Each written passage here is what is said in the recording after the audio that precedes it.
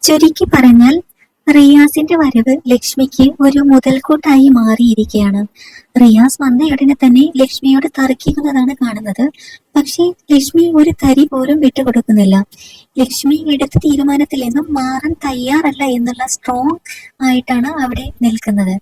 റിയാസും വിട്ടുകൊടുക്കുന്നില്ല. രണ്ടുപേരും തമ്മിൽ അവിടെ വഴക്കാണ്. പക്ഷേ ലക്ഷ്മി നല്ല രീതിയിൽ പിടിച്ചു നിൽക്കുന്നുണ്ട്. റിയാസിൽ പറയുന്നുണ്ട് ആദ്യം ആറ്റിറ്റ്യൂഡ് ഒന്ന് കുറക്കൂ എന്ന് പറയുന്നുണ്ട്. ആ സമയത്ത് ലക്ഷ്മി പറയാണ് ഈ ആറ്റിറ്റ്യൂഡ് ഓൾറെഡി എനിക്കുള്ളതാണ് എന്ന് പറയുന്നുണ്ട്.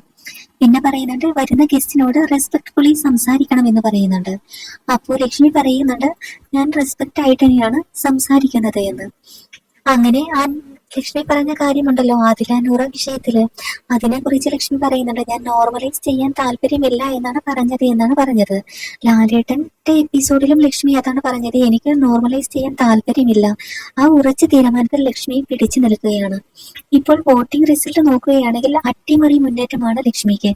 ഒരുപക്ഷെ റിയാസിലെയും വന്നതോടുകൂടെ ലക്ഷ്മിക്ക് ആരാധകർ കൂടിയിരിക്കുകയാണ്.